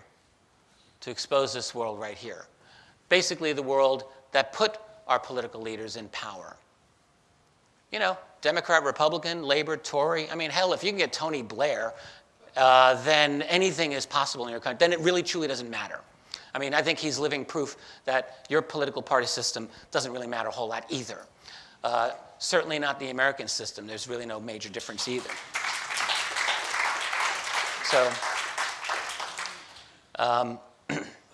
So the point is that this system here there'll be a lot of people wanting to expose it. And one of the things that I was hoping in AD was that if there really is an American president who reads that book, I would love for them to read the book. Maybe it's asking a lot, but to show that it's possible, that with bravery and integrity, you can make the right choice. And that right choice, by the way, is with the people. It's with the people. And that would mean shining the light of truth onto the institutions that have undermined our global civilization. And that would allow people, if we eliminated them, to have a little bit of a better life. And there's a lot of other issues that disclosure will actually have to force. It'll have to force open a kind of global cooperation, because the UFO phenomenon is worldwide. It's not just America. It's not just Britain. It's everywhere. And the challenges of this disclosure are global. And if we're going to transition to a new energy paradigm, that requires global cooperation.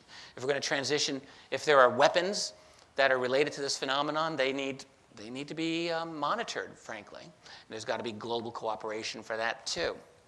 There'll be a lot of need for a type of global cooperation, but I think that there's room for true, maybe this is just pie in the sky, a true people power, a democratic version of it? Is it possible without maybe without revolution? I don't think it's possible without revolution, frankly. I really don't. But it doesn't really matter what I want. It's going to happen regardless.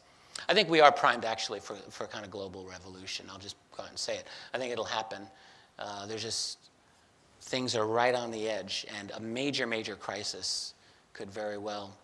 And the other thing about disclosure, we've all dealt with Occupy Wall Street and the knockoffs over the last couple of years. I think that a disclosure will quite possibly initiate an Occupy Area 51, or Occupy Wright-Patterson Air Force Base, or Occupy the Pentagon. Why not? I think it's quite possible. And we'll see how much tear gas is necessary to keep those people back.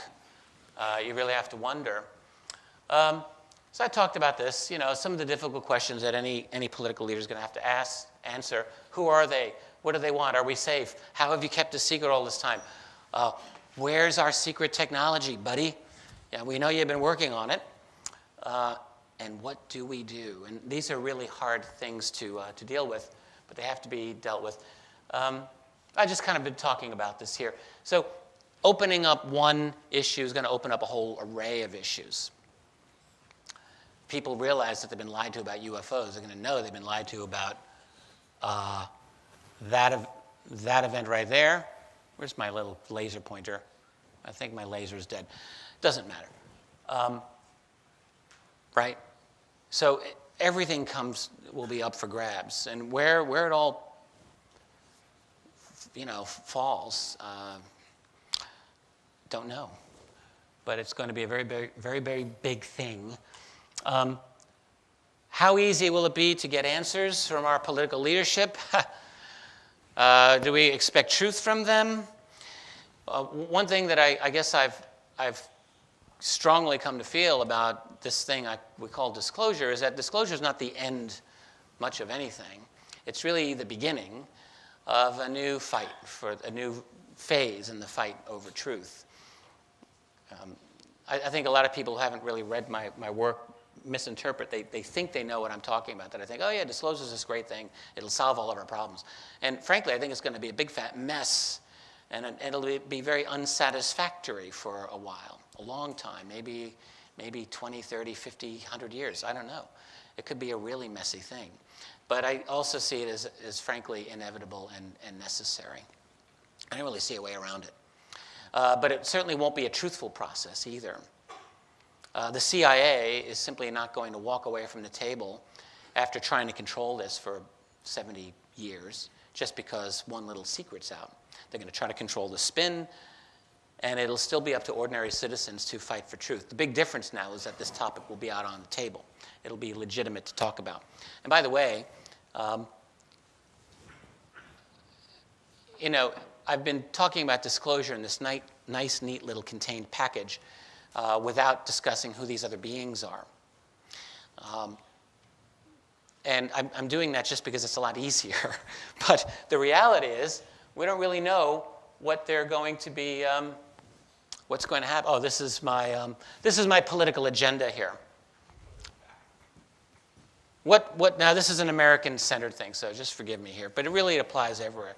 So what I guess I would say is that an American president must reclaim what I would say full constitutional authority in the name of the people. That doesn't mean being a dictator. That means taking power away from the black budget corporate financial institutions that have taken over every major country in this world and creating a new structure of power that can meet this challenge. Eliminate, rein in the culture of secrecy, promote democratic, publicly owned, publicly shared system of global resources. Is this impossible? No, it's not impossible. It can never be impossible. Promote international legal paradigm that will enforce corporate responsibility. Transition away from a petroleum-dominated society. We can do it. Of course we can do it. The answers have to be there. Control dangerous weaponry. Implement solutions to global environmental catastrophe, maybe with help from some of the technologies that we've been developing secretly. It's not going to happen overnight by any means. It may never happen, but I think it can happen. All right? The only way it can happen, though, is if people really give a damn, and they organize, and they fight for it. It's not going to happen by initiative of the elites ever. It'll only, right here, it'll probably involve violence. I'm not promoting violence. I'm just looking at it the way it seems that it will develop. And hey, doesn't have to be. One of my other heroes is Leo Tolstoy. If you haven't read War and Peace, it's the greatest thing you might ever read. I would recommend it before you die. But one other thing Tolstoy wrote in his later years was a series of tracts on nonviolent resistance to illegitimate political authority founded on violence, which is basically all political authority. And I highly recommend it. Tolstoy, by the way, deeply influenced Mohandas Gandhi. They corresponded. Influenced Martin Luther King Jr. and many other peace activists. And so I believe in that. But I'm just saying I see it very difficult to accomplish major change without some rioting and some mayhem, just looking at it historically.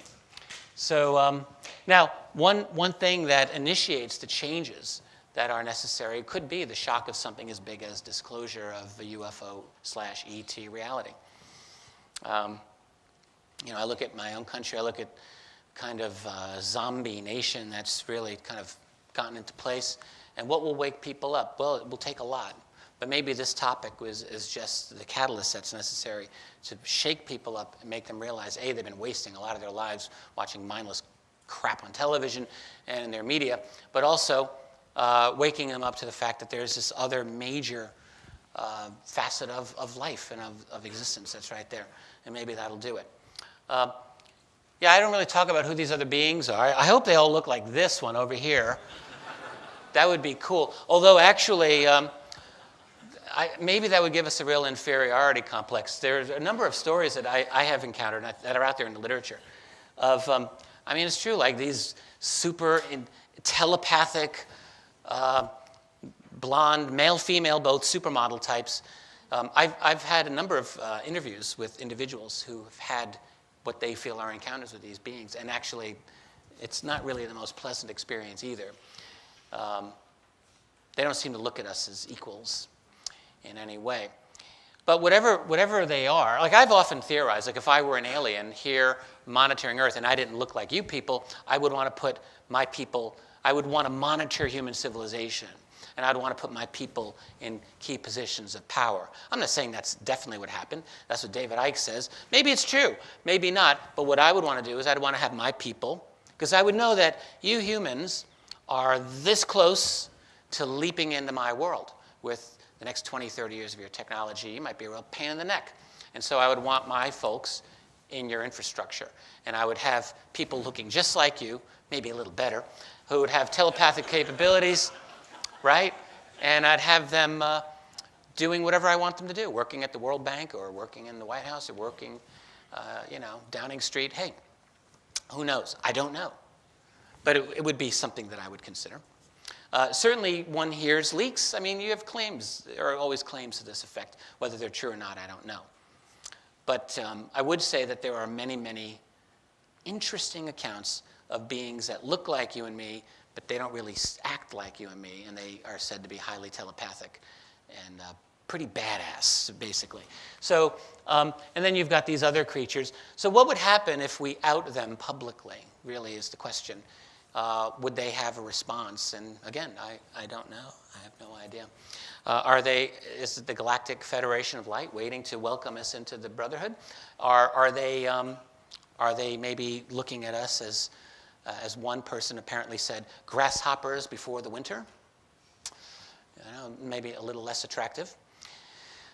Are they, as one friend/colleague of mine who seems to be an abductee and who argued that we cannot deal with them because they mess up our field, is what he says. And I asked him to clarify, and he said, well, we cannot deal with them. We're not on their level, and they somehow, and really this is true when you look at a lot of the reactions people have with their apparent abduction experiences. I've interviewed many of these people. It's a very disturbing thing that people go through. It's one of these things that we really have to come to terms with at some point. And nothing angers me more when I hear these blowhard know-nothings make jokes about people who have had abduction experiences, and you hear it a lot. What I can tell you is that people who've had, pardon me, apparent abduction experiences, they don't like talking about it.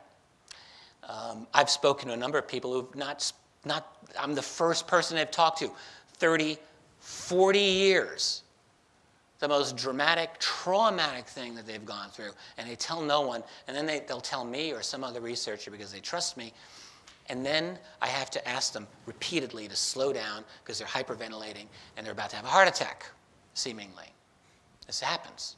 So these things happen to people that messes them up.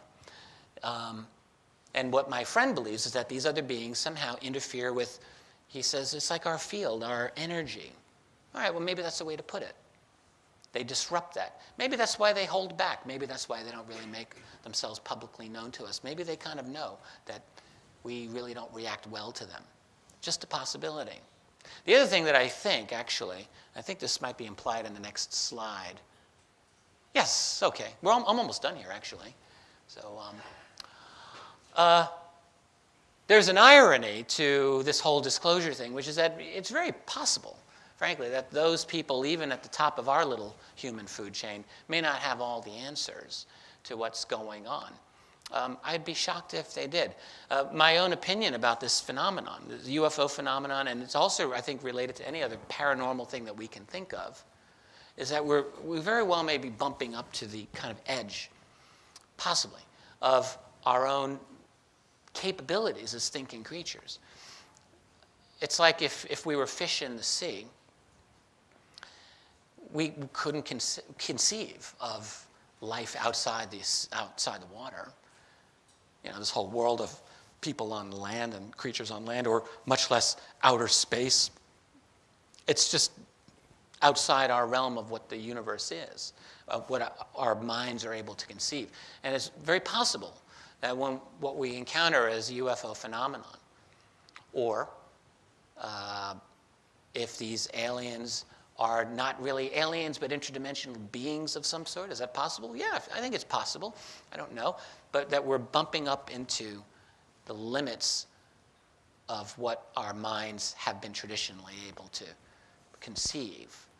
Doesn't mean that we can't figure it out in the future. I mean, I would leave that open, but it's a real mystery. It's a real challenge. And, you know, there was the late UFO skeptic, Philip J. Klass, who had a famous curse upon UFO believers. He said, the curse is that when you die, you won't know any more confirmed knowledge about this topic than you do today.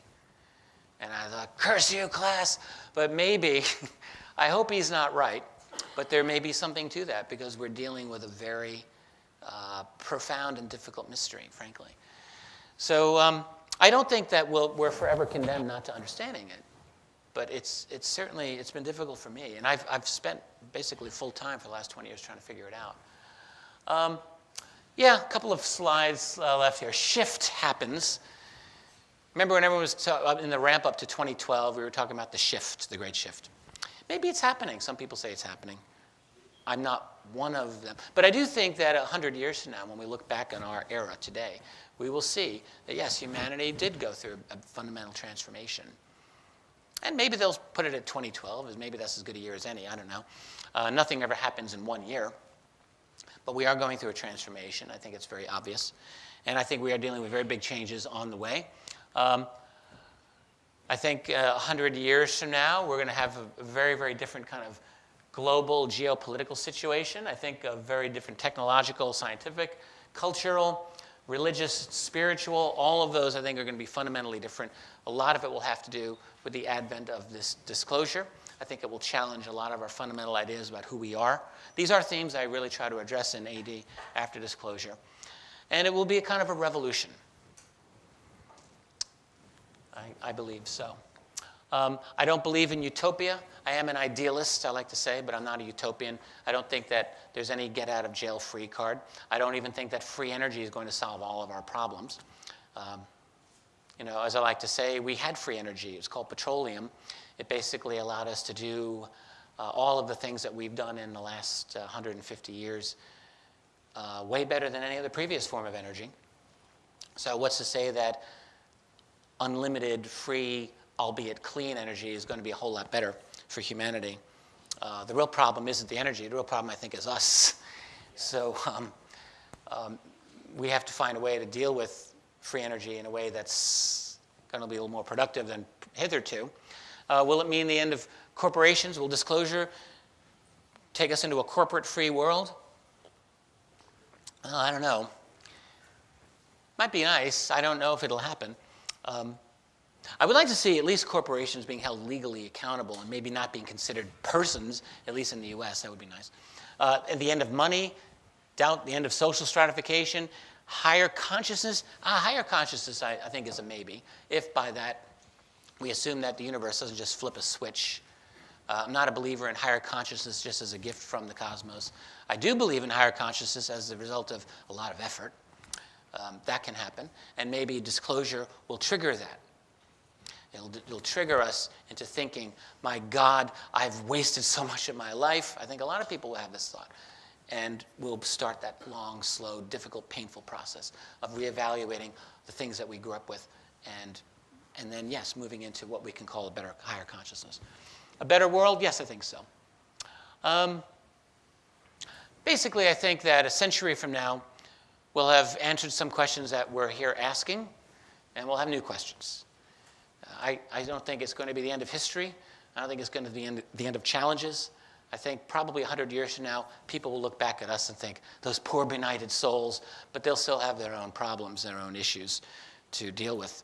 Much as if, like, we look back at the, ancient Egyptians and think, you can keep that life, good for you, but that doesn't mean that we've solved all of our problems.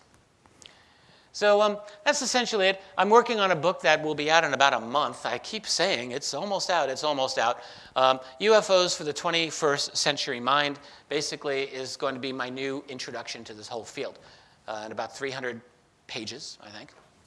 Not more than 350 pages. And I really have tried to cover the entire gamut of this amazing, mysterious, crazy, maddening field that I still believe is the greatest mystery and unresolved question of our age.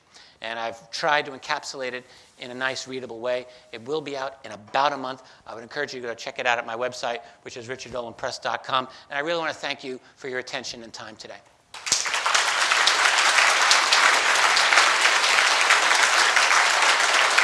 Thank you. Thanks very much. We have time for questions? Anthony's telling me we have time for a couple of questions, probably not many. I can't see. I see a hand in the back, and then I'll get to you, sir. Right there, yes. Yeah, thank you. Speak up. You mentioned WikiLeaks and the NSA links with Edward Snowden. Yeah. Would you allow for the possibility that these could be limited hangout kind of? Yes. A limited hangout is a phrase that is from the CIA. And for anyone who doesn't know what this is, and by the way, the question had to do with, is Edward Snowden a version of a limited hangout? And what that means is, let's say we're all important people in the CIA. So we know this very, very big secret, and we think we really can't keep the secret forever. It's unrealistic. So what we'll do is we'll leak it by little drips and drabs. But we're not going to claim ownership over it. So we'll let it go out there, and it'll circulate around, and we'll basically run away from it. So it'll be a secret that's out there, but it'll be an orphan. No one will claim it. And this does happen. And this is an actual technique, and it is called a limited hangout. It's kind of a neat idea. You can look it up. So the question is Edward Snowden part of this? Basically, I think the question would be, is he part of a controlled, safe leak of information? My answer is I don't know. I don't know. I'm assuming that there's a backstory to the Edward Snowden case that none of us really knows officially. I do think it's very interesting, frankly, that Snowden went first to China and then to Russia. I just think it's interesting. I mean, if I were a competitor to U.S. intelligence, I would be China and I would be Russia, and I'd be interested in talking to Edward Snowden. So I think that there's maybe a story there. There's reasons to wonder about what's actually going on there. On the other hand, I haven't had any reason to think that Glenn Greenwald has been hosed by this and has been fooled in any significant way. And I haven't had any reason to think that what Snowden has said is untrue about his expose of the scope of NSA leaks, NSA surveillance. So my feeling is that I guess I'm inclined to think that it's not a limited hangout, that I think it's a genuine leak because it's a real pain in the neck for American national security at this point. And if it's a limited hangout, I have to ask by whom? I don't think it's by the CIA. I don't know by whom. Maybe a rogue element within U.S. intelligence. But if so, I haven't seen any evidence for that. But thank you for the question. I saw, yes? You spoke about Jimmy Carter putting his head on his Yeah. as a crime, and you said you had your own kind of feelings about what it may have been about. What are those? Oh, yes, thanks for asking. So the story was, Jimmy Carter was said to be sobbing after his briefing in 1977. And I said that I had my own thoughts on what's going on. Well, I sort of was getting into it a little bit toward the end there, but a couple of other things. One, I would bet anything that Jimmy Carter was told, sir, this is a real big, serious issue, and you really don't have any operational authority over it. There are beings here that we really can't fully divine their agenda. We're not 100% sure that they're all as friendly as we would like them to be. They seem to be using Earth as their personal little supermarket. Of course, that's what we do. But, and that they have their own agenda, and they're here. And, for most people, I mean, if you grow up in a worldview that doesn't include any of that, that's a hugely powerful thing right there. So I suspect he was told that. There's a leak that is supposedly from U.S. aerospace executive Kelly Johnson, basically the guy behind the U-2 aircraft, spy plane, and one of the real legends of aerospace history. The Kelly Johnson is said to have talked to his successor at Lockheed Skunk Works, a man named Ben Rich, another legend. And that Kelly Johnson said to Ben Rich,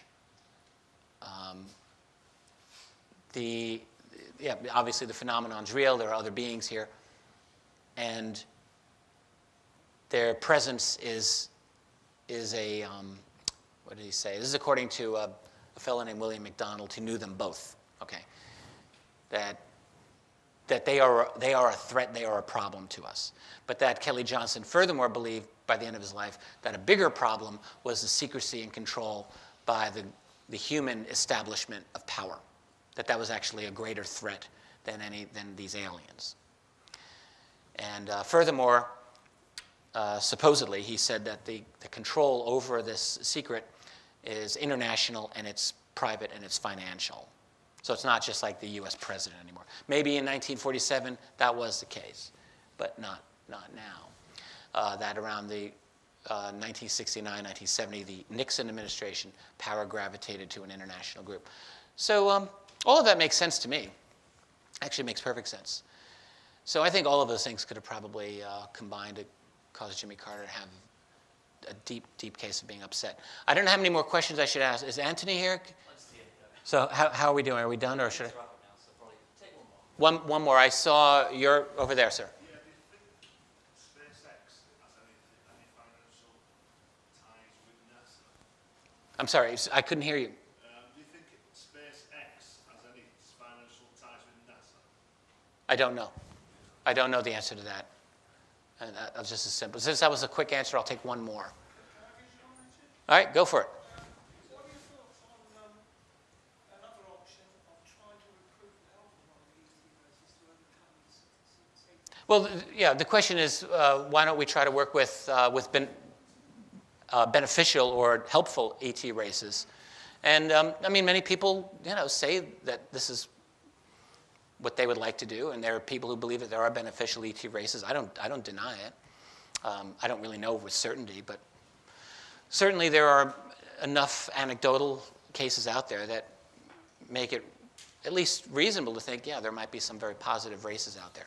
The question that I guess the problem would be, looking at it from their point of view, if there are multiple, races monitoring us right now. I think that we're like the greatest show in this galaxy right now. Humanity right now, we have to be. We're about to transform ourselves into something that might be similar to them, actually. So I think they're all watching us, personal opinion. So that means those who think we're kind of cool and those who think we're kind of dangerous. So the question is, are they really able to get their hands dirty and help humanity out? And how might they do that, by the way, dealing with this human power structure as it is? I think it could be a real difficult... What now? Their technology is so superior, they can take over the world. Presumably, yeah. But what does that mean, take over? Does that mean kill us all? Or does that mean... I mean, maybe that's a big hassle. I mean, honestly, it could be a really huge hassle for them. They take over, but then what? I mean, I often wonder, like, what would we do if we, a small group of us, went back in time to a totally different human society? You know, which, I mean, we're just like them, but we're 1,000 years ahead, and we go back to some medieval village with our cell phones and our nice clothing. And how much could we really tell them about our world? How much could we really help them transform their world? I don't really think very much. And now, if we had a manufacturing infrastructure that we took with us and we could say, hey, we're going to build you Tupperware here and nice plastics, you know, maybe that wouldn't be a good thing either.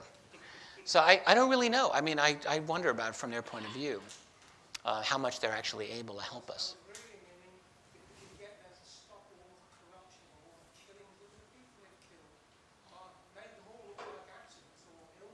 Yeah. Yeah, we have to find a way to get our own house in order. I mean, and ultimately, we're faced with the existential presence of these other beings, whatever they are. But ultimately, we have to we live and die inside our own skin and inside our own consciousness. So we have to find a way, seems to me, of creating a better world, a more just world.